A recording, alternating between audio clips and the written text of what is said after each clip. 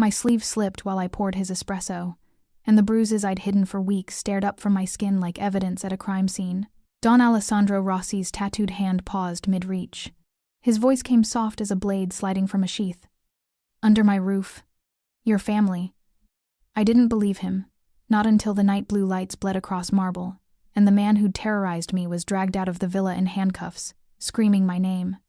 Before we dive into my story, do me a favor, hit that subscribe button and drop a comment letting me know where you're watching from. Trust me, you won't want to miss how this unfolds. Now, let's begin. Don Alessandro Rossi didn't miss much. I'd figured that out in my first week working at Villa Rossi, watching the way his gaze traveled across faces during staff briefings, slow, deliberate, cataloging every twitch and hesitation. He noticed the gardener who skipped lunch 3 days running. He noticed when the housekeeper's daughter got accepted to university before she'd even told him. And that Tuesday morning, at exactly 6:52 a.m., when dawnlight shattered through the chandeliers and turned dust into floating gold, he noticed my sleeve. I'd been so careful. 3 months of tugging cuffs past my knuckles, wearing long sleeves even in the Amalfi heat, timing my corridor walks to avoid certain people at certain hours. 3 months of practiced smiles and eyes that never quite met anyone else's. The other maids thought I was shy. The kitchen staff thought I was standoffish. Nobody thought I was terrified. But fear has a smell, and men like Don Alessandro Rossi were trained to catch it. I balanced the espresso tray as I crossed the great hall, my footsteps muffled by Persian rugs older than my grandmother. The villa breathed around me, ocean wind through open balconies, the distant clatter of breakfast prep, a radio murmuring weather reports in rapid Italian. It was the kind of beauty that belonged in magazines, not in the life of a girl from Atlanta who'd taken the job because the pay was in euros and the ocean was far from everything I needed to forget. "Good morning, Signorina Nelson." His voice always sounded like that, quiet, but the kind of quiet that made you stop walking. I'd heard him give orders in that same tone, watched men twice his size nod and obey without question. "Good morning, Don Rossi," I whispered back. I approached his desk carefully, both hands wrapped around the porcelain like it might save me if I held tight enough. The cup was French, the espresso pulled from beans that cost more than my weekly paycheck, and if I spilled a single drop, Benito would find a reason to remind me how replaceable I was. The desk itself was a work of art, dark wood inlaid with gold, papers organized in perfect stacks, a laptop screen showing what looked like financial reports. Behind him, floor-to-ceiling windows framed the Mediterranean like a painting, cliffs tumbling into turquoise, fishing boats small as toys, morning stretching forever. Don Alessandro sat immaculate in midnight wool, his shirt open just enough to show the ink that climbed his throat, dark, intricate, almost beautiful if you didn't know what it meant. I'd heard the stories. Everyone had. He was the man who turned an old famiglia business into an empire, the man politicians called for favors, the man whose no was a coffin being measured. And I was the girl setting down his coffee with shaking hands.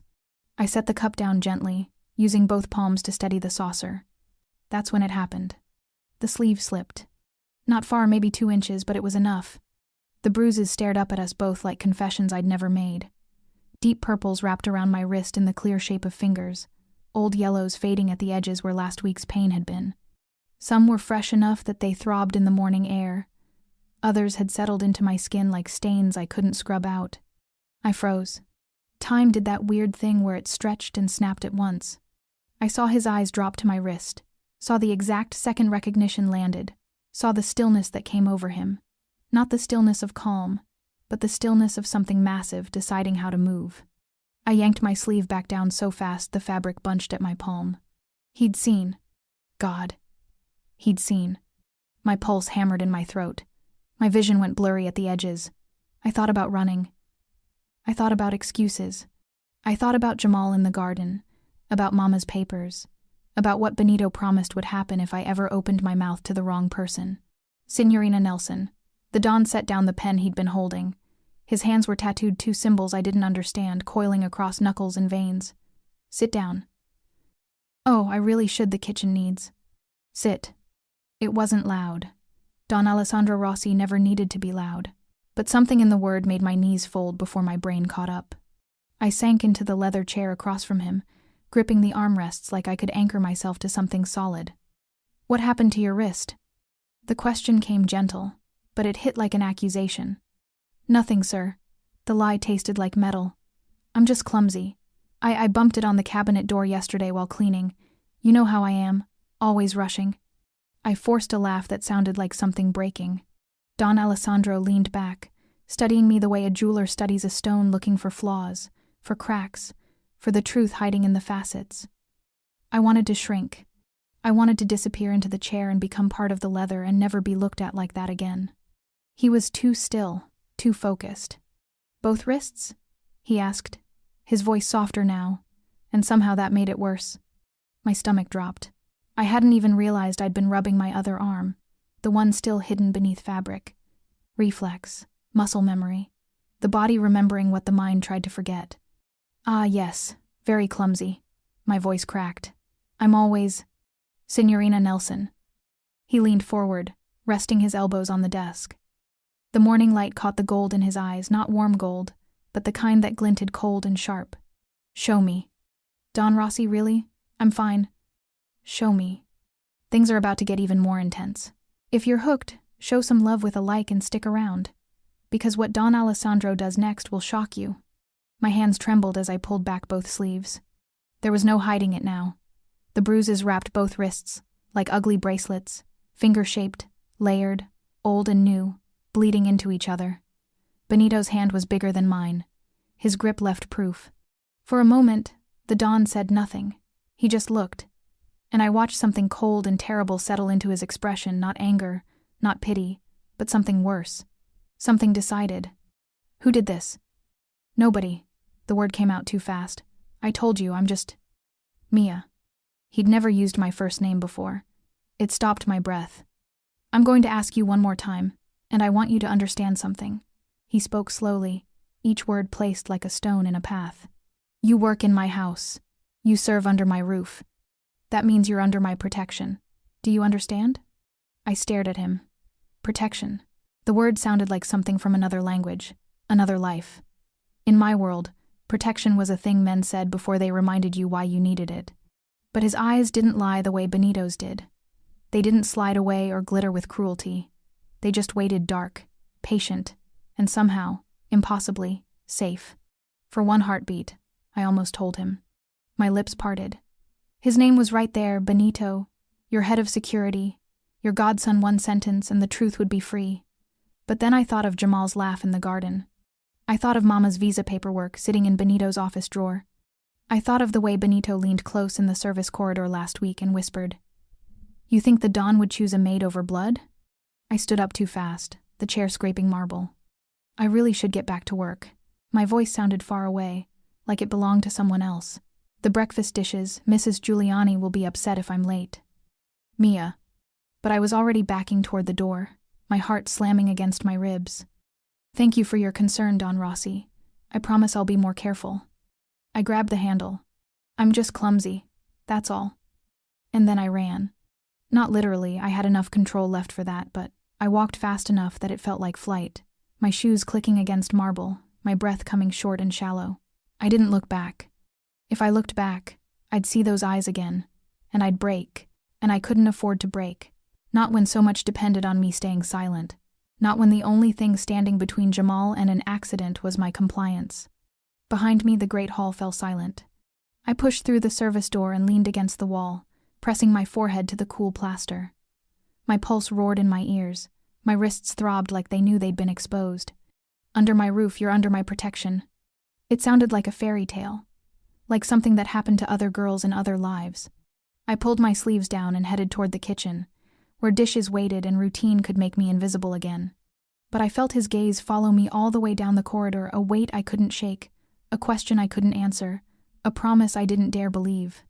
What I didn't know, what I couldn't have known as I scrubbed plates in the kitchen with trembling hands, was that Don Alessandro Rossi had already made a decision. The man who built empires in shadows, who traded in secrets and leverage, who never moved without a plan, he sat alone in that chandeliered hall and picked up his phone. The villa was about to wake up in ways I wouldn't understand until it was too late to be afraid. Cameras would hum online in mirrors I passed every day. Gate logs would stream to screens I'd never see. Locks would change their codes in the dead of night. And the man I feared most, the one who wore a Rossi pin like armor, who smiled with all his teeth and none of his eyes. He had no idea the ground beneath him had already begun to crack. Because Don Alessandro Rossi didn't believe in loud solutions. He believed in certainty, in proof that survived daylight, in a kind of justice that didn't require burial. And he'd just decided I was worth protecting. By the time I finished the dishes and headed to my next task, the investigation had already begun. I just didn't know I was no longer alone. That night, in the staff quarters with the door locked and the window cracked just enough to hear if anyone approached, I opened my phone. The app was labeled Recipes. Innocuous. The kind of thing a young woman might keep. Meal ideas, cooking notes, things to try when she finally had a kitchen of her own again. If anyone scrolled through my phone, they'd see lasagna, family style, and tiramisu, Nana's version, and think nothing of it. They wouldn't notice the dates, the timestamps, the fact that none of my recipes included actual ingredients. I scrolled past carbonara, traditional method, and tapped the entry from 2 weeks ago. Osso buco, slow pressure method. Maid, 11:47 p.m. service entrance. Your brother's good with his hands. Be a shame if something happened to them. Benito. Black Audi, plates, CE 847 NK, cigar smoke, laughing. My hands shook as I read it. They always shook when I opened this app. But I kept writing, kept recording. Because silence might keep us alive today, but proof might save us tomorrow, if tomorrow ever came. I added a new entry. Risotto. Requires constant attention. May 23, 6:52 M. Great Hall. Don Rossi saw. Ask twice. I ran, wrist still visible under long sleeves. He said, "Under my roof, you're under my protection." Don't know if he meant it. Don't know if it matters. The words tasted like metal, like blood from a bitten tongue, like the copper tang of fear I'd learned to swallow every morning with my coffee. I saved the entry and closed the app. Outside my window, the villa grounds stretched dark and manicured. Somewhere out there, Jamal was asleep in the groundskeeper's cottage, 19 years old, all long limbs and easy smiles, completely unaware that his safety hung by the thread of my silence. He'd been so happy when he got the garden job. "Mia, they're paying me to make things grow," he'd said. His face lit up the way it used to be before Mama got sick, before the visa complications, before I'd had to become the one who carried everything. It's like being paid to do magic. I hadn't told him that magic in Villa Rossi came with a price. Mama's paperwork sat in Benito's office. I'd seen it there once, filed under staff family documentation like it was official, like it was safe. But the way Benito had smiled when he caught me looking told me everything I needed to know. "Your mother's visitor visa extension," he'd said casually, one hand resting on the folder. "Tricky business, immigration. One wrong form, one missed signature, and the whole thing falls apart. Lucky you've got someone looking out for your family." The threat didn't need translation. So I wrote in my recipes app. I documented. I kept my head down and my mouth shut and my sleeves long. And I told myself that staying quiet was the same thing as staying safe. The laundry chute was on the 3rd floor, tucked in an alcove between the guest suites and the linen closet. It was the kind of space where you worked alone, where the thick carpeting swallowed footsteps, where no one heard you even if you screamed. I knew this because I'd tested it once, late at night when the villa slept. I'd opened my mouth and let out the sound I'd been holding in for months, not quite a scream, more like a gasp with teeth, and the walls had swallowed it whole. It was 2:37 p.m. when I heard him coming. I didn't need to look. I knew the weight of his walk heavier than the other guards, slower, like he had all the time in the world because he did. Time was something men like Benito owned, and the rest of us just borrowed. I kept sorting linens, whites in one pile, colors in another, hands moving automatically while my pulse climbed into my throat. "Mia." His voice came from too close behind me. I hadn't heard him step into the alcove, but suddenly he was there, filling the space, blocking the light from the hallway. "Benito." I didn't turn around, didn't stop folding. "I'm working. I can see that." He moved closer. I felt the heat of him before I felt his hand palm flat against the wall beside my head, arm extended so I'd have to duck under it to leave. "Heard you had a conversation with the Don this morning." My fingers tightened on a pillowcase. "He asked about my clumsiness," I explained. "Did you?" Not a question. His breath hit my ear, warm and cigarette stale. "What exactly did you explain, Piccola?" The pet name made my skin crawl. Little one. Like I was something small he could pocket. That I need to be more careful. I forced my voice steady. That I bump into things. Good. His other hand landed on my shoulder, not violent. Not yet. Just heavy enough to remind me he could be. Because the Don's a busy man. Important man. Doesn't need to be bothered with clumsy maids who don't watch where they're going. Capiche? I understand. Do you? His fingers tightened. Not bruising, he was too smart for that. Too soon after this morning, but enough to make the point. Because if you understood, you wouldn't be pulling stunts like letting your sleeves slip. You wouldn't be making him ask questions. I stared at the wall. At the pale yellow paint and the light fixture and the monogram on the pillowcase I was strangling in my grip. I counted threads, counted breaths, counted the seconds until he'd get bored and leave. Your brother's doing real good in the gardens, Benito said conversationally, and my blood turned to ice. Marco says he's got a gift. Real shame if he had an accident with the equipment. Those hedge trimmers are tricky. Easy to slip if you're not paying attention. I'm paying attention, I whispered. That's my girl. He pushed off the wall and suddenly I could breathe again. Keep being careful, Mia. Keep being smart. Your family's counting on it. His footsteps retreated down the hall, slow, unhurried, the sound of a man who knew he'd already won. I stood frozen in the alcove, pillowcase crumpled in my white-knuckled fists, trying to remember how to make my lungs work. 3 months. 3 months of this. And the Don had seen my wrists this morning, had looked at me like maybe he cared. And it didn't matter because Benito was right. I had a family, and families were leverage. And silence was the only currency I had left. I stuffed the pillowcase down the laundry chute and watched it tumble into darkness. I found Marco by the lilies an hour later, when my hands had finally stopped shaking enough to hold the trimming shears I was supposed to deliver. He was kneeling in the dirt, his weathered hands gentle on the stems, moving with the kind of patience that came from decades of coaxing life out of soil. The afternoon sun caught silver in his hair. 63 years old, the oldest staff member in the villa, and the only person who'd never looked at me like I was invisible. Signorina Mia. He glanced up, then stopped. His eyes dark and sharp beneath thick brows traced my face. You need to sit. I'm fine. Sit. I sat on the stone bench beside the lily pond, legs suddenly too weak to hold me.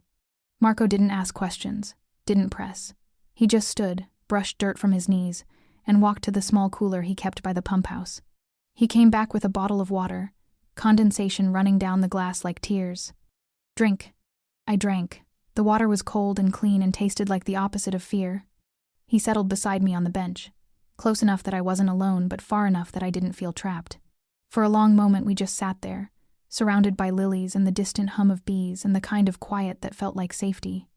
Safety I didn't trust, couldn't afford to trust. Your brother, Marco said finally, voice low, is learning fast. Good boy, respectful. He has the gift for green things. My throat tightened. Thank you for teaching him. No thanks needed. He paused. The gardens are safe, Signorina. Cameras on every path. I make sure of it. I looked at him sharply. He was staring at the lilies, face unreadable. The villa is changing, he continued quietly. New locks, new cameras in old places. The Don is paying attention. To what? To who needs protecting. Marco stood, brushed his hands together. You are not as alone as you think. He walked back to his lilies before I could respond. I sat there in the sunlight, warm and golden and temporary, and let myself breathe. Then I pulled out my phone. Panna cotta, delicate, requires careful handling. May 23, 2:43 p.m., 3rd floor laundry alcove. Real shame if he had an accident with the equipment. Those hedge trimmers are tricky. Benito. Threatened Jamal directly.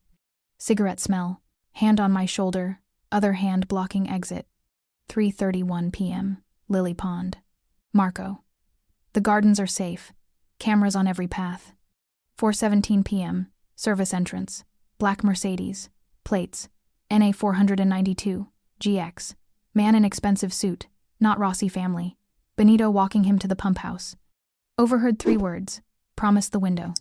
I saved the entry. Closed the app.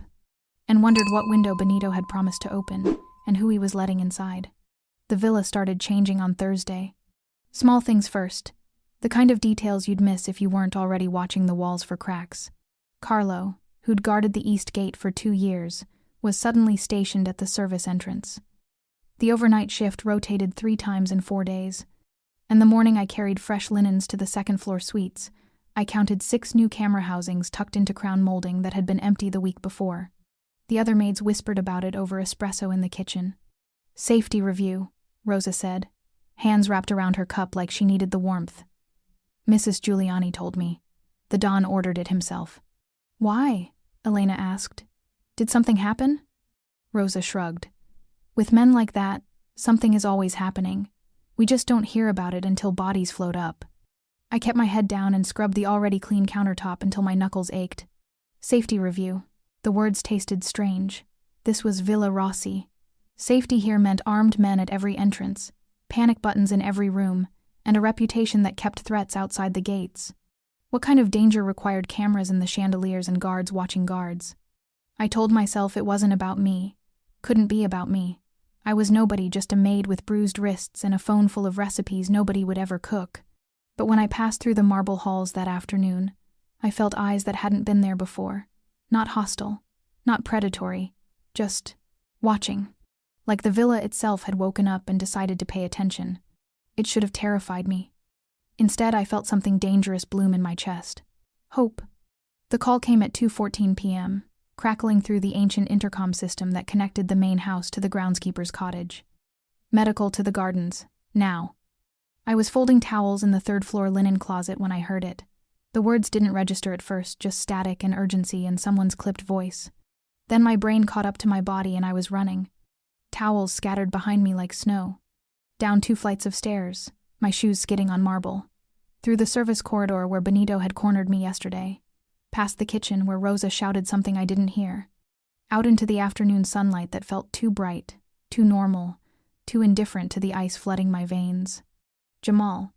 I found him by the greenhouse, sitting on the ground with Marco's hand on his shoulder and his face the color of old paper. His eyes were red and streaming. His chest heaved with coughs that sounded like they were tearing him apart from the inside. "Jamal." I dropped to my knees beside him, hands hovering over his shoulders, his face, afraid to touch him, afraid not to. "What happened?" "Pesticide," Marco said, his voice tight with controlled fury. "Concentrated." The safety cap was off. He breathed it in before he realized. "I'm okay," Jamal wheezed, but his hands were shaking and his eyes couldn't focus, and he was not okay. A medic I didn't recognize appeared with a kit and an oxygen mask. I backed up just enough to let him work, my pulse a scream in my ears. "How did the cap come off?" I asked. Marco's jaw was granite. "It didn't. Someone took it off." The world tilted sideways. Benito's voice in the laundry alcove yesterday. "Those hedge trimmers are tricky, easy to slip if you're not paying attention." Not hedge trimmers, pesticide, but the message was the same. This is what happens when you make the Don ask questions. I tasted panic first, sharp and metallic, familiar as an old scar. My little brother gasping for air because I'd let my sleeve slip, because I'd been seen, because I dared to exist in a way that made someone uncomfortable. Then I tasted something else. Fury. It came up from somewhere deep and molten, burning through the fear, through the careful smallness I'd wrapped around myself like armor. Secrets weren't saving us. Silence wasn't protecting anyone. I was documenting evidence in a notes app labeled recipes, like some kind of sick joke, and Benito was poisoning my brother in broad daylight. One more day of this and there wouldn't be anyone left to protect. The medic declared Jamal stable but ordered bed rest. Marco insisted on walking him back to the cottage personally. I watched them go Jamal's arm around Marco's shoulders, the old gardener's face carved from stone in righteous anger, and made a decision. I was going to tell. Mrs. Giuliani was in the butler's pantry, inventorying crystal with the kind of focused intensity that made interrupting her feel like a crime. I stood in the doorway for a full 30 seconds, opening my mouth, closing it, words dying on my tongue. The head of security is terrorizing the staff and I have proof. Benito tried to hurt my brother. I need help. 3 sentences. That's all it would take. 3 sentences and the weight I'd been carrying alone would have hands beneath it.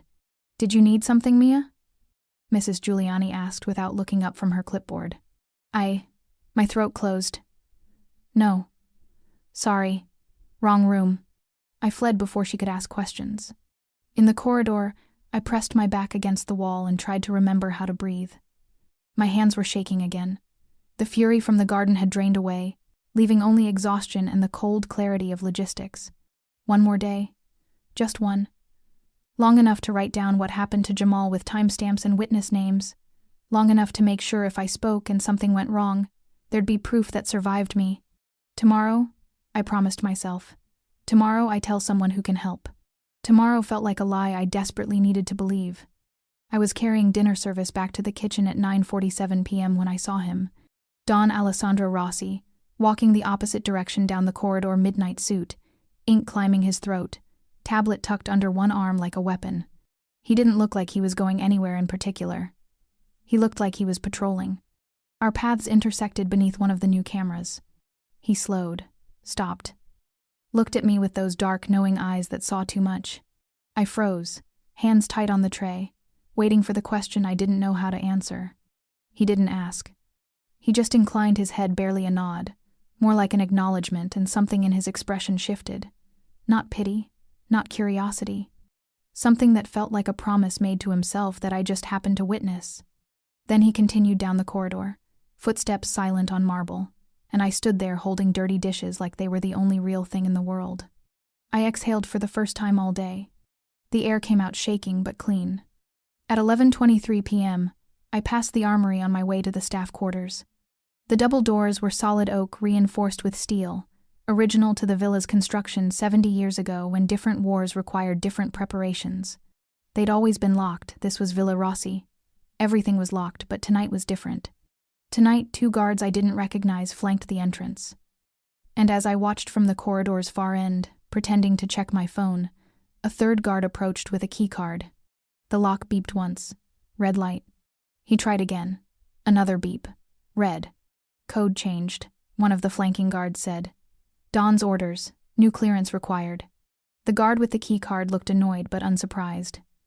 When? This morning. Only the Don and consigliere have access until further notice. They spoke in Italian, probably assuming the black American maid polishing silver down the hall didn't understand. But Mama had taught us young languages were survival tools, and survival was what we did best. I filed the information away next to everything else I was collecting, hoarding, documenting like a dragon with paper scales. Then I went to my room. I didn't undress. I sat on the edge of the narrow bed in my black uniform and white apron, phone charging beside me, shoes still laced tight on my feet. Through the window, the villa grounds stretched dark and manicured. Somewhere out there, Jamal was sleeping in the cottage with whatever poison was still in his lungs. Marco was probably watching over him the way he watched over everyone who needed it. And somewhere in the villa's heart, Don Alessandro Rossi was changing codes and moving pieces on a board I couldn't see. Under my roof, you're under my protection. I wanted to believe him. I was too tired to believe in anything except the weight of my shoes on my feet and the phone in my pocket, and the fact that I could run if I needed to. I lay back on top of the covers, fully dressed, and closed my eyes. Sleep came eventually, but I didn't dream of safety. I dreamed of windows that wouldn't lock, and doors that opened from the wrong side, and recipes written in ink that tasted like blood. Marco found it on Friday morning while I was deadheading roses. I'd started helping in the gardens when I could, partly because the air out there felt cleaner than the corridors inside, partly because it meant I could see Jamal. He was supposed to be resting after yesterday's accident, but my brother had never been good at staying still. He sat on a bench in the shade, still pale but breathing easier, sketching leaf patterns in a notebook while I worked. Being near him made the world feel less like it was ending. Marco had been working by the lily pond, something about the pump motor making a grinding sound that needed investigation. I watched him kneel by the pump house, a small stone structure half hidden by flowering vines, and disappear inside with a toolbox and a flashlight. The grinding stopped. Then silence. Then Marco emerged, holding something that made his entire body go still. Not frozen still. The way prey goes motionless when it thinks a predator might pass by if it just doesn't breathe too loud. I set down my pruning shears. Marco? He looked at me, then at the thing in his hands, a waterproof pouch, the kind swimmers used for phones and cash. It was sealed with a zipper and streaked with pond scum, but through the clouded plastic I could see paper. Not just paper. Writing. Columns. Numbers. He walked toward me with the careful gait of someone carrying a live grenade. "Signorina Mia," he said quietly, and his voice had the quality of last rites. "I need you to do something for me." "What is it?" "Wait." He glanced at Jamal, then back at me. "By the oleanders. Don't go inside. Don't talk to anyone. Just wait." I took a step closer, trying to see through the plastic.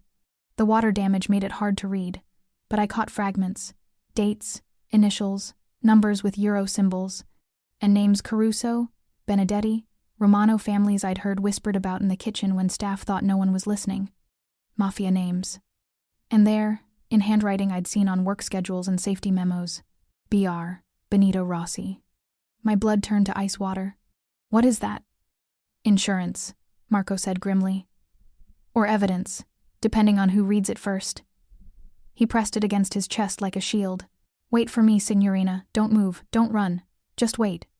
He turned and headed uphill toward the main house, moving faster than I'd ever seen him move, the pouch clutched tight. And I stood there in the garden with the sun on my shoulders and my brother 20 feet away, and my brain screaming 3 options at once. Run, stay, scream. Running made sense. Grab Jamal. Get to the bus stop. Call Mama from a payphone and tell her to disappear. 3,000 miles between us and whatever was in that pouch, whatever storm was about to break over the villa like the wrath of God. But Mama's paperwork was still in Benito's office, and I had 40 euros in my pocket and a passport that needed a visa stamp I couldn't afford. Running meant abandoning everything we'd built here, every fragile piece of safety we'd scraped together. Staying made sense too. Marco had said wait. Marco who'd given me water and kept Jamal safe and never once looked at me like I was disposable. If he said wait, maybe waiting was the smart play. Maybe whatever was in that pouch was the ammunition someone needed to finally do something about the man who'd been terrorizing us for months. But staying meant trusting. And trust was a language I'd forgotten how to speak. Screaming didn't make sense at all, but God, I wanted to. Wanted to open my mouth and let out every silent hour, every swallowed word, every bruise I'd explained away. Wanted to scream until the villa's perfect marble cracked and someone, anyone, finally heard me. Instead, I walked to the oleanders. And I waited. The villa changed while I stood there. It took me 10 minutes to notice long enough for my heartbeat to slow from panic to something merely terrified. But once I felt it, I couldn't unfeel it. The air had gone quiet. Not empty, quiet. The way a room gets when everyone stops pretending they're not listening. A guard walked past on the upper terrace, not his usual route. Another stood by the service entrance, eyes scanning the grounds with new focus. Through a second-floor window, I saw a figure move quickly past, silhouetted against interior light. I'd felt watched before. Every day for 3 months I'd felt eyes on me, cataloging, calculating, waiting for me to step wrong so they'd have an excuse. This was different. This felt like being seen by something that wasn't hunting me. I pulled out my phone with shaking hands, opened the recipes app, and started typing. Minestrone, MT tree, complex, many ingredients. May 26, 9:47 a.m. Lily Pond Pump House. Marco found waterproof pouch, ledger inside. Saw names: Caruso, Benedetti, Romano. Benito's handwriting. Numbers, dates, transactions. Marco took it to main house. Told me to wait. Villa feels. I paused, searching for the word. Awake. Benito found me before lunch. I was still by the oleanders, had been for 90 minutes. Rooted there by Marco's command and my own paralyzed hope. Jamal had gone inside to rest. The gardens stretched empty around me except for the bees and the distant sound of the ocean and my own pulse counting seconds. Mia. His voice came from behind me, soft as a knife sliding free. I turned slowly, phone already locked and pocketed. He stood 3 feet away in his pressed uniform, Rossi security, embroidered on the breast pocket, weapon holstered at his hip, smile fixed in place like it had been painted there. But something was wrong with his eyes. They were too bright, too watchful, scanning my face the way a doctor checks for symptoms. I heard about your brother, he said, and his voice dripped false concern. Terrible accident. How is he? Recovering. My voice came out flat. Thanks for asking. I wanted to apologize. He took a step closer. I took a step back. He noticed but kept smiling. I may have been too harsh the other day. In the laundry corridor, you understand security is stressful. Sometimes I forget my own strength. He was trying a new tactic. I could see it in the way he angled his body open, non-threatening, the posture of a man who wanted forgiveness. It made my skin crawl worse than the threats had. "It's fine," I lied. "You're a good worker, Mia. Brava." He reached out and his hand landed on my shoulder, heavy, proprietary, fingers pressing just slightly too hard. "Smart. Loyal. I appreciate that about you." "Brava." The word felt like a collar being buckled. "Thank you," I whispered, because what else could I say with his hand on me and his smile stretching wider? "Keep being smart," he said. Then he squeezed once and let go. "Keep being loyal. That's all I ask." He walked away whistling. I stood frozen until he disappeared around the greenhouse corner. Then I yanked out my phone, fingers trembling so hard I almost dropped it. Tiramisu, MIS, layered, deceptively sweet. May 26, 11:34 a.m., Gardens. Benito apologized, called me brava, hand on shoulder, not violent but claiming. New tactic, fake kindness. He knows something's wrong. He's trying to secure my silence before. I stopped typing. My hands were shaking so badly the letters were gibberish. Before what? Before whatever Marco had triggered by taking that pouch uphill? Before the villa's new quiet turned into something loud? I saved the entry and locked my phone, squeezing it so hard the case creaked. "Don't break," I told myself. "Not the phone. Not yet. You might still need it." At 4:17 p.m., I was washing vegetables in the kitchen when Rosa nudged me and pointed toward the window. "Who's that?" I looked up, hands still submerged in cold water. A man was walking down the front steps of the villa, tall, late 50s, wearing a charcoal suit that looked expensive even from a distance. I'd never seen him before. Not at meals, not at meetings, not among the rotation of associates and lieutenants who passed through the villa like weather patterns. He carried a slim leather case under his arm, the kind lawyers used for important documents. Mrs. Giuliani stood in the doorway behind him, back straight, hands folded, expression carefully neutral. The dawn appeared beside her midnight wool, tattooed throat, eyes hidden behind sunglasses that reflected afternoon light. They didn't shake hands. The stranger just nodded once, sharp and formal, and walked toward a sedan I didn't recognize. Not a Rossi vehicle, not a car I'd seen in the gates before. The Don watched until the car disappeared down the cypress-lined drive. Then he turned and went back inside, and even from this distance I could see the set of his shoulders. A man who'd just made a move he couldn't take back. "Lawyer, you think?" Rosa murmured. "Maybe," I said. But I knew it wasn't a maybe. Something official had just been invited into Villa Rossi. Something that lived in courtrooms and legal documents and the kind of daylight that made shadows burn.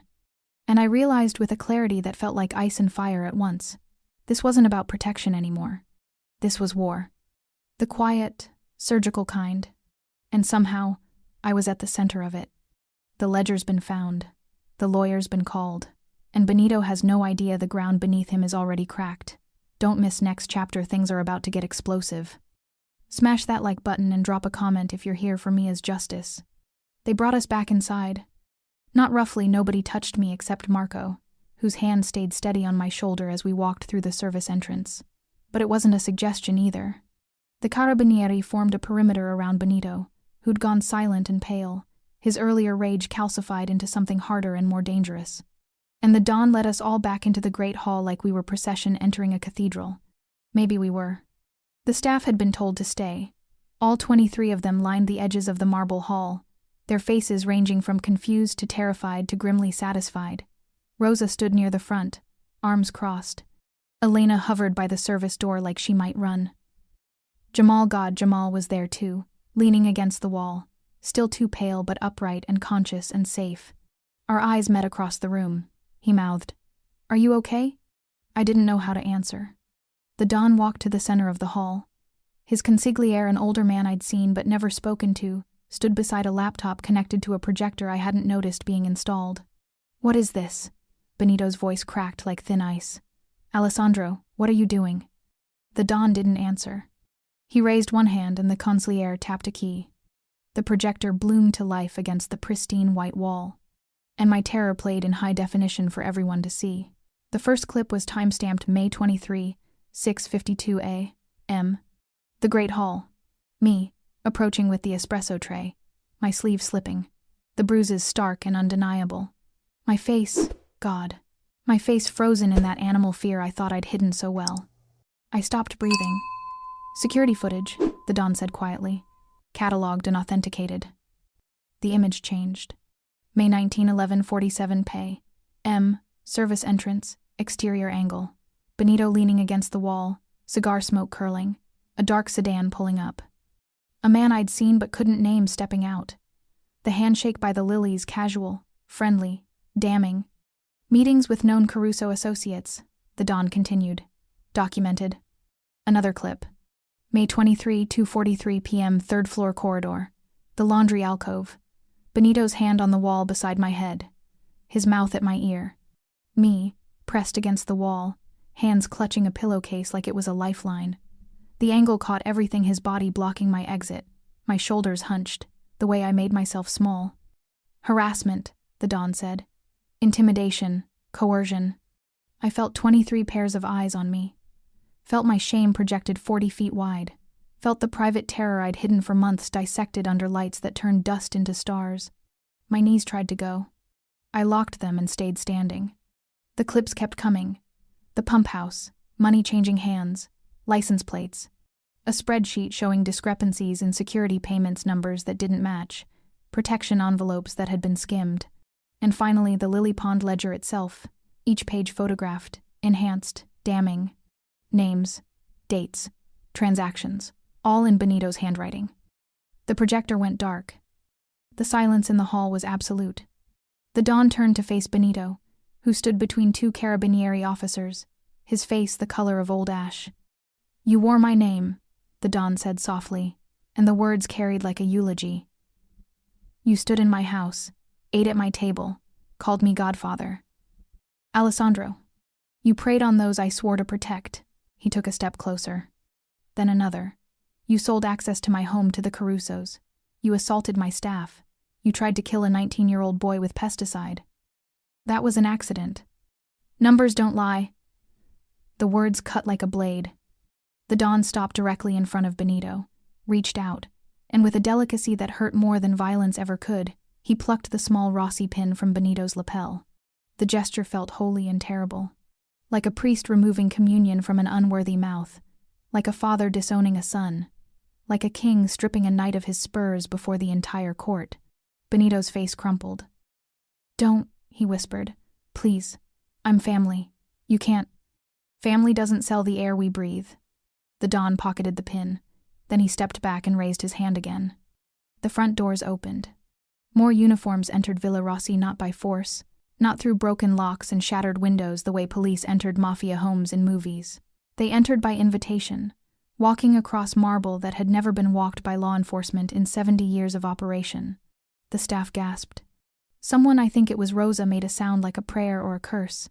The carabinieri captain stepped forward, papers in hand. "Benito Rossi, you are under arrest for assault, extortion, conspiracy, and conspiracy to commit murder. You have the right to—" "No!" Benito lunged, but the officers had him. "This is bullshit. Alessandro, you know how this works. We don't bring cops inside. We handle our own." The Don's expression didn't change. "You stopped being our own when you hurt the powerless." "She's lying." Benito twisted toward me, eyes wild, and I saw the exact moment he decided to burn it all down if he was going under. "Ask her. Ask Mia. She's been fucking trying to set me up since day one. Probably slept her way into this job, probably sleeping with half the staff." "That's enough." The Don's voice dropped to freezing. "She's nobody." Benito's voice rose to a shriek. "She's a fucking maid with bruises she probably gave herself for sympathy. And you're going to believe her over me? Over blood?" "I believe," the Don said quietly, "the cameras, the ledger, the testimony of a dozen staff members who were too afraid to speak until tonight. I believe Marco, who has served my family for 40 years. And yes, Benito, I believe Mia Nelson, because unlike you, she never asked me to." Metal clicked. Handcuffs closed around Benito's wrists, not finger-shaped bruises this time, but steel in law and consequence. He fought it, twisted, cursed in Italian and English and languages made entirely of rage. The officers held him easily, professionally, like they'd done this 1,000 times with bigger fish who thought they were too important to catch. "You're making a mistake," Benito shouted as they turned him toward the door. "The Carusos will come for you. The commission will hear about this. You broke omerta for a fucking maid. I upheld my code, the Don said. Under my roof, family is sacred. You forgot which family mattered. They started walking him out. He had to pass me. The officers led him right through the center of the hall, past the staff who'd witnessed his unmasking, past Marco who stood with his arms crossed like an Old Testament prophet, past my brother who straightened up and stared at him with all the fire I'd tried to hide. And past me. Benito's eyes found mine searching, desperate, looking for the fear that had kept me silent for 3 months. Looking for the girl who'd flinched at his voice, who'd pulled her sleeves down, who'd lied about being clumsy because lying was easier than drowning. I looked back, and I felt nothing. Not triumph, not satisfaction, not even relief. Just a vast, empty space where the fear had lived for so long I'd forgotten there was room for anything else. He found nothing he could use. No leverage, no weakness, no foothold to climb back into my head. His face twisted with something between rage and grief. Then they walked him out of the villa and into the blue lights that turned the driveway into a different kind of stage. I stood in the great hall with blood drying on my palms and projector lights still ghosting the wall, and 23 people staring at me like I'd just been canonized or crucified. I wasn't sure which. The Don approached slowly, giving me time to step back if I wanted. I didn't step back. Signorina Nelson. His voice was soft now, stripped of the cold authority he'd used on Benito. Are you hurt? No, I whispered. Then, more honestly, not anymore. He nodded once. We'll talk tomorrow. Tonight rest. Marco will make sure you and your brother are safe. The paperwork, I said suddenly, the words tumbling out. Benito had my mother's visa paperwork in his office. Is being filed properly with immigration attorneys as we speak. The Don's expression softened almost imperceptibly. Your mother will receive her extension. Your brother will keep his position in the greenhouse. And you, he paused, will never have to hide Bruises in my house again. My throat closed. Jamal appeared at my side, his arm sliding around my shoulders. Come on, sis. Let's get out of here. I let him lead me toward the service door, past the faces of people who'd worked beside me for months without knowing. Rosa reached out and squeezed my hand as I passed. Elena nodded, her earlier suspicion replaced by something like respect. At the threshold I looked back. The Don stood in the center of the marble hall, surrounded by police and staff, and the shattered remains of the order he'd just rewritten. He caught my gaze and inclined his head, not a bow, but an acknowledgement. We did this together, the gesture said. You survived. I acted. Justice was served. I nodded back. Then I walked out of the hall where my terror had been projected for all to see, and into a night that smelled like freedom and Mediterranean salt and the distant promise of sleep without fear. I didn't sleep that night. Jamal and I sat in the groundskeeper's cottage with Marco standing guard by the window, drinking tea neither of us tasted, watching the sky turn from black to purple to the soft gold of morning. My brother's hand stayed wrapped around mine the whole time, warm, solid, real, proof that we'd made it to the other side of something that should have killed us. When dawn finally broke, the villa woke up buzzing. I heard it before I saw it. Voices in corridors, rapid-fire Italian punctuated by gasps and speculation. By the time I made it to the staff kitchen at 7:30 a.m., still wearing yesterday's uniform, still feeling like my skin didn't quite fit, the rumors had already metastasized into full-blown legend. Coordinated raids across 3 districts. Caruso safe houses, I heard 6 of them. Shell companies in Malta, the Cayman Islands, money laundering. Benito wasn't just stealing, he was selling us. Rosa saw me first. The room went quiet in a wave that started at her end of the table and rippled outward until 12 pairs of eyes were staring at me with expressions I couldn't parse. Pity, respect, curiosity, fear. Mia, Rosa said softly. Coffee? It was such a normal question. Such an absurdly mundane offering in the wake of last night's earthquake. I almost laughed. Please, I whispered. She poured. Someone else pushed a chair toward me. Elena set down a cornetto I didn't remember asking for. And slowly, carefully, the kitchen found its rhythm again, but different now, like an orchestra that had lost a player and was still figuring out the new arrangement. They're saying the Carabinieri arrested 14 people, one of the drivers said quietly. Caruso's, Benedetti's, even a deputy in the city council. All connected to Benito's ledger. How much was he stealing? Another voice asked. Doesn't matter, Mrs. Giuliani appeared in the doorway, her expression granite. What matters is he preyed on this household and the Don dealt with it. We don't gossip, we work. But even she looked shaken. Like the foundations of the world she'd known had shifted 6 inches left, and she was still finding her balance. I sipped the coffee Rosa had poured. It tasted like normalcy I didn't trust yet but desperately wanted to. Marco found me at 10 a.m. in the greenhouse. I wasn't working, I wasn't sure I was allowed to work, wasn't sure what my status even was anymore. I just needed to be somewhere green, somewhere that smelled like soil and life instead of marble and fear. Jamal was already there, reporting for his shift like nothing had happened, because my brother had always been better at pretending the world was safe. Signorina Mia. Marco appeared with 2 paper cups, steam curling from the lids. Tea. Real tea. Not that bag nonsense. I accepted it gratefully. The warmth seeped into my palms where gravel had torn the skin last night. Jamal's been reassigned, Marco said, settling onto the bench beside me. Officially. Full-time greenhouse work. Climate-controlled. Camera coverage on every entrance. Badge access only. I looked at my brother across the greenhouse, his hands gentle on a tray of seedlings, sunlight turning his hair gold at the edges. He's safe here, Marco continued. I'll make sure of it. Thank you. The words felt too small. For everything. The ledger. Last night, no thanks needed. He sipped his tea, eyes on the rows of green reaching toward glass ceilings. I've worked for the Rossi family for 40 years, watched Alessandro grow from an angry boy into a complicated man. Last night was the first time I've been proud of him in a long time. Something in his voice made me look at him sharply. You don't approve of what he does. I approve of what he did for you. Marco's weathered face softened. The rest, that's between him and God. But protecting the powerless? That's holy work, no matter who does it. The greenhouse air smelled green like growing things, like second chances, like a kind of forgiveness I was afraid to reach for in case it disappeared. The villa will change now, Marco said. Already is. You feel it? I did. In the way people looked at me in the kitchen, in the cameras I now understood were watching for me instead of at me. In the fact that I was sitting in a greenhouse drinking tea instead of scrubbing floors with my head down. Is that good or bad? I asked.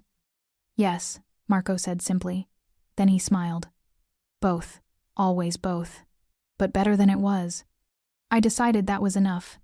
The house meeting happened at 2 p.m. in the Great Hall, the same marble space where I'd been unmasked and Benito had been unmade. All 23 staff members assembled. The Don stood where he'd stood last night, but without the carabinieri, without the projector, without the theater of justice. Just a man in a dark suit addressing the people who kept his house running. I won't pretend last night was easy, he began, or that the path forward will be simple. Some of you are angry, some are afraid, some are questioning whether this household still operates by the rules you understood. I saw heads nodding, especially the older staff men who'd worked here since Don Alessandro's father ran things, who'd grown up in a world where omertà was gospel and police were enemy combatants. Let me be clear, the Don said. The rule hasn't changed. Family is sacred.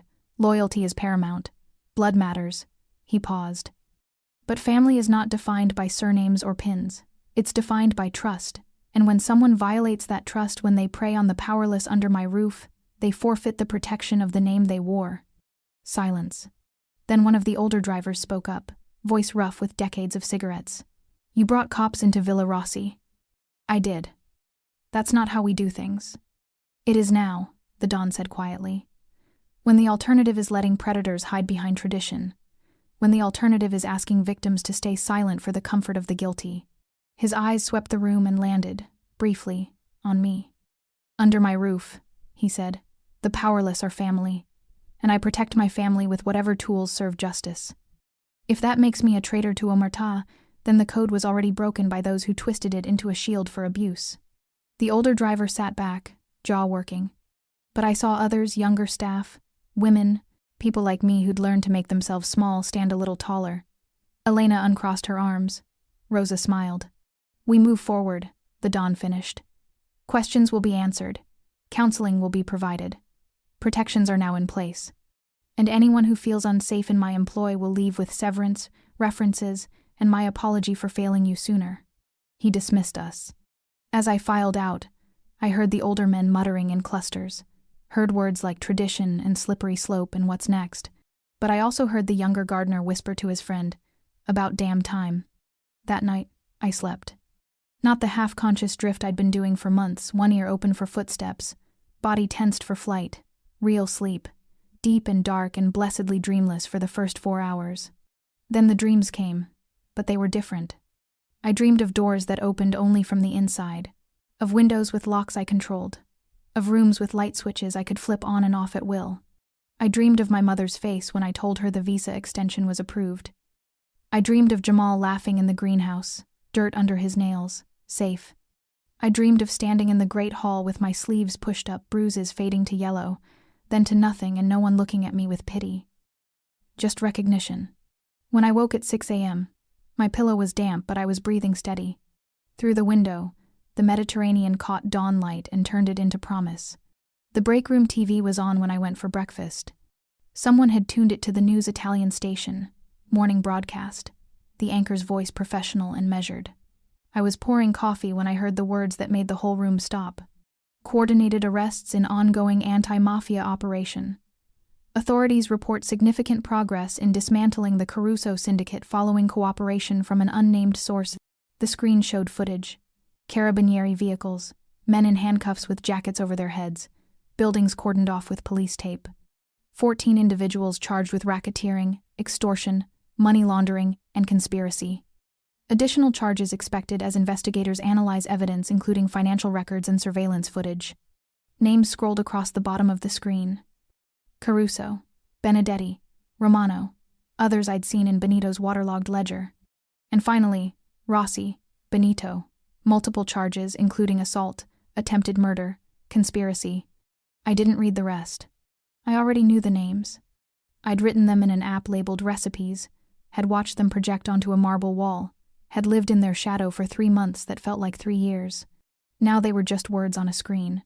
Evidence catalogued. Justice served. The coffee in my hand was hot and bitter and real. Rosa appeared beside me. "You okay?" I took a sip. Let the heat ground me. "Yeah," I said, and meant it. "I think I am." On the television, the news moved on to weather and traffic, and the ordinary crises of the world. Behind me, the villa hummed with its new normal, wounded but healing, changed but breathing. And I stood in the break room with coffee in my hands and sunlight through the window and something that felt almost like peace settling into the spaces where fear used to live. The library smelled like leather and ocean. I'd never been inside it before. This room was for family, for business conducted in low voices behind closed doors. But at 3 p.m. on a Tuesday afternoon, Mrs. Giuliani knocked on my door and said, "The Don would like to see you. The library. It's not a summons." The clarification felt important. I went because I chose to. He stood by the window when I entered, hands in his pockets, looking out at the Mediterranean like it held answers he was still searching for. The afternoon light turned the ink on his throat into something almost delicate art, not armor. "Signorina Nelson," he turned. "Thank you for coming. Please, sit." The table between us was old mahogany, scarred with decades of deals and decisions. On its surface lay 2 keys, one silver, one brass, and a laminated card with my photo. I sat slowly, eyes on the objects like they might be traps. "Your choice," the Don said, settling into the chair across from me. Not at the head of the table, not in a position of power. Beside me. Adjacent, "Everything I'm about to offer is optional. You can say no. You can walk away. You can stay in your current position with no consequences. Do you understand?" "I understand," I said, though I didn't. "Not yet." He gestured to the keys. "The silver one is to a staff apartment in the West Wing. 2 rooms, private bath, climate control. It's yours if you want it. No rent, no conditions. Just a space that locks from the inside and belongs to no one but you." My breath caught.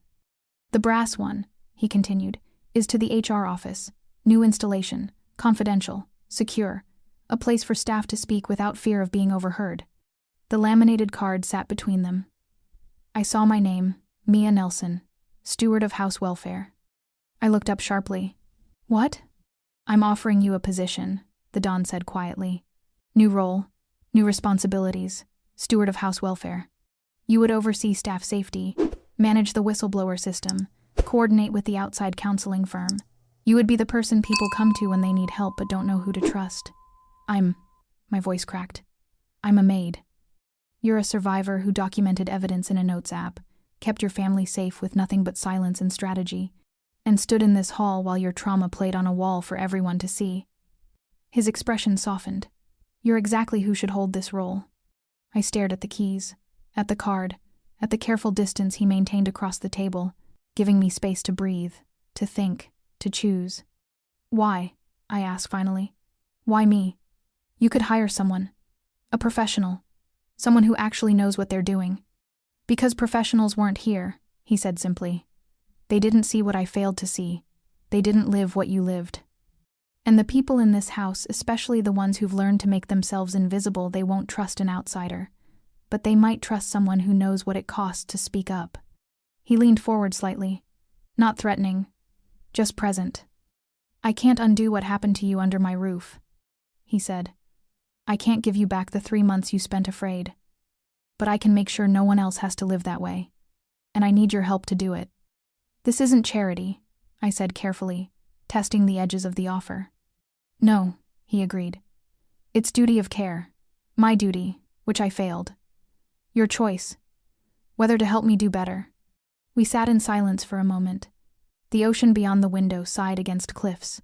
Somewhere in the villa, someone was playing music, something classical, strings rising and falling like breath. What does protection mean to you? I asked. The question surprised me as much as it seemed to surprise him. He considered it. Traditionally, silence, loyalty, keeping family business inside the family, even when the family is rotting from within. He paused. Now? I'm not sure. I'm trying to figure that out. It can't demand silence, I said. The words came out harder than I intended. Protection that requires victims to stay quiet isn't protection. It's just better decorated abuse. I know. His voice was quiet. That's why I need you. To help me rebuild this into something that doesn't eat its own. I thought about the recipes app. About the entries I'd written in code because I didn't trust anyone with the truth. About Rosa's careful hope and Elena's suspicion and the way half the staff still couldn't look me in the eye. I thought about the women who would come after me, the ones who would stumble into Villa Rossi or places like it, desperate for work, for safety, for the kind of stability that always came with conditions. What if those conditions could be different? What if someone like me was there to catch them before they fell? I want to see the apartment first, I said. The Don's expression flickered surprise. Maybe, or respect. Of course. And I want Jamal to stay in the greenhouse. Marco as his direct supervisor. Non-negotiable. Already arranged. And if I do this, if I take this role, I need authority. Real authority, not symbolic. If someone comes to me with a problem, I need to be able to act on it. You'll report directly to me, the Don said. Your recommendations will carry weight. And you'll have access to legal counsel, HR resources, and the ability to escalate anything you deem necessary. I picked up the keys. They were warm from sitting in the afternoon light, solid and real in my palm. Silver for a door that locked from the inside, brass for a room where truth could be spoken safely. These aren't a leash, I said. Not a question, a condition. They're permission, the Don said. To exist here without fear, to build something better, to leave if you choose to. I closed my fingers around the keys. I'll need time, I said, to learn the role, to figure out what I'm doing. I'm going to make mistakes. So will I, he said. We'll fix them together. I looked at him, this complicated man who'd broken Omerta for a maid, who'd invited police into a Mafia stronghold, who was trying to rebuild duty of care from the rubble of tradition. He was still a Don. Still dangerous. Still part of a world that lived in shadows and made its own rules. But he was trying. And maybe that was enough to start with. Okay, I said. I'll do it. His shoulders loosened slightly. Not relief, exactly. More like a burden shared. Thank you, Signorina Nelson. Mia, I said. If we're doing this, you can call me Mia. He inclined his head. Mia. I stood, pocketing the keys and the laminated card. They settled against my hip, tangible, weighted, mine. Not a leash. Permission. The apartment was on the 3rd floor of the West Wing, tucked behind a door I'd walked past 100 times without knowing it could open. Mrs. Giuliani handed me the silver key with a smile that looked almost proud. It was refreshed last week. Linens, toiletries, kitchen basics. Anything you need, just ask. I unlocked the door myself. The space was small but clean. A bedroom with a real bed, not a cot. A sitting area with a couch and a window overlooking the gardens. A bathroom with a lock and good water pressure. A kitchenette I could actually cook in if I wanted to. It smelled like fresh paint and possibility. I walked through each room slowly, opening closets, testing light switches, running my hand along walls that belonged to me now. Not forever, maybe. Not unconditionally. But mine for as long as I stayed and chose this. In the bedroom, I set the keys on the windowsill. They caught the late afternoon sun and gleamed. Then I walked to the doorway and stood there. Just stood there. Not because I was leaving, not because I was entering, just because I could. Because the door opened from the inside and I held the only key that mattered. Behind me, the apartment waited. Ahead, the corridor stretched toward a role I didn't know how to fill yet but was willing to learn. I took a breath deep and clean and unafraid. Then I stepped inside and closed the door behind me. 3 months later, the headlines came in pieces, scattered across weeks like breadcrumbs, leading to something that looked almost like justice. Benito Rossi indicted on 17 counts. Caruso syndicate crippled by coordinated arrests. Magistrate praises, exemplary civilian cooperation, in landmark case. I read them in the staff break room, coffee cooling in my hands, and thought about Marco's quiet hands pulling a waterproof pouch from a pump house. About the way he'd gone, still not frozen, just careful like he was holding something holy and terrible at once. Exemplary civilian cooperation. The phrase was bureaucratic poetry. It meant, someone broke omerta and the sky didn't fall. It meant, a Don had invited law inside, and the code hadn't shattered, just bent. Reshaped. Became something flexible enough to hold both tradition and transformation. I folded the newspaper and smiled. Marco would hate the attention. But I'd make sure he got the recognition that mattered from the staff who knew what he'd risked. From the villa that breathed easier because of it. My first audit happened in September. I'd spent August learning the role, reading HR manuals, sitting in on video calls with the outside counseling firm, memorizing labor laws I'd never known existed. Mrs. Giuliani had been patient, walking me through 70 years of villa operations, with the efficiency of someone who'd seen enough change to know it was inevitable. "You'll make mistakes," she'd said. "We all do. The question is whether you fix them." The audit was simple. Review staff schedules for the past 6 months, cross-reference with time cards, note discrepancies. I found them immediately. Small things. A driver consistently working 10-hour shifts but only being paid for 8. A kitchen assistant scheduled for 6 days straight without a break. Overtime that had been forgotten in processing. Not malicious, probably. Just the kind of corner-cutting that happened when no one was watching, when workers were too afraid to complain, when the system assumed silence meant consent. I documented everything. Then I brought it to the Don. He listened without interrupting. Read my report with the same focused intensity he brought to contracts and territorial negotiations. When he finished, he set the papers down and looked at me. "Recommendations? Back pay for everyone affected. Immediate schedule corrections. A policy review to make sure it doesn't happen again. Done. No argument, no defensiveness, just draft the memo, I'll sign it." The corrections happened within a week. No raised voices, no threats. No one disappeared or got reassigned to punishment detail. Just, "Here's what we did wrong. Here's the fix. Here's the money we owe you." The kitchen assistant, a woman named Sophia who'd been at Villa Rossi longer than I'd been alive, stopped me in the corridor afterward. "You did this?" she asked, holding the envelope with her back pay. "I just found it," I said. "The Don authorized the fix." She looked at me for a long moment. Really looked not through me, not past me, but at me, like I was a person worth seeing. "Thank you," she said. Then she walked away, and I stood in the corridor feeling like I'd just moved a mountain one handful of dirt at a time. People started looking me in the eye after that. Not everyone. The older guard who'd muttered about omerta still gave me a wide berth, and I caught whispers sometimes, when I walked into rooms. "That's her, the one who brought the cops, the one the Don made steward." But Rosa smiled when she saw me. Elena asked my opinion on vacation scheduling. The new hires staff brought in after Benito's arrest treated my title like it meant something instead of like I was a charity case playing dress-up. Jamal thrived in the greenhouse, his hands always dirt-stained, his laugh echoing off glass walls. Marco taught him about soil composition and pruning techniques, and the kind of patience that made things grow. Mama's visa extension came through. She video called from Lagos, crying happy tears, promising to visit at Christmas. And me? I learned to walk through Villa Rossi like I belonged there. I passed through the Great Hall at dawn one morning in late October. The villa was quiet at that hour, most staff still sleeping. The Don already in his office handling business I didn't ask about. The Mediterranean outside still purple with pre-sunrise light. The chandeliers caught the first rays of sun through the eastern windows.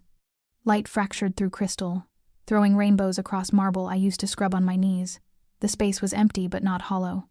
It hummed with potential, the promise of the day ahead, of work that mattered, of a house that was learning to breathe without crushing those who kept its lungs working. I walked through the center of the hall, not hugging the edges, not making myself small, just walking. My sleeves brushed against my wrists. I felt fabric, not fear. The bruises had faded months ago, first to yellow, then to nothing, just skin that remembered but didn't carry the marks anymore. I wore short sleeves now sometimes, not as defiance, not as statement, just because the weather was warm and I didn't need armor anymore. I stopped in the center of the hall and looked up at the chandeliers. 3 months ago, my terror had been projected onto these walls for everyone to see. The most private violation made public spectacle. I'd thought it would destroy me, that kind of exposure. That complete loss of control over my own story. Instead, it had freed me. Not because being seen was comfortable, not because vulnerability was easy, but because I'd survived it. Because I'd been witnessed in my most broken state and hadn't shattered. Because the people who mattered had seen my fear and chosen to help me stand. I hadn't been rescued into silence. I'd been trusted into a voice. There was a difference, a crucial, life-altering difference. Rescue implied passivity, being carried to safety by someone stronger, being saved by grace you didn't earn and couldn't repay. It made you grateful and small and forever in debt. But trust? Trust was active. It said, you have agency, you have knowledge, you have worth beyond your trauma. It said, here are tools, here is authority, here is space to build something better. The Don had given me keys and a title and the power to make changes. But more than that, he'd given me the assumption that I was capable of wielding them, that my voice forged in silence and fear and recipes written in code had value in rooms where decisions were made. I pulled out my phone and opened the app. Recipes still sat there on my home screen.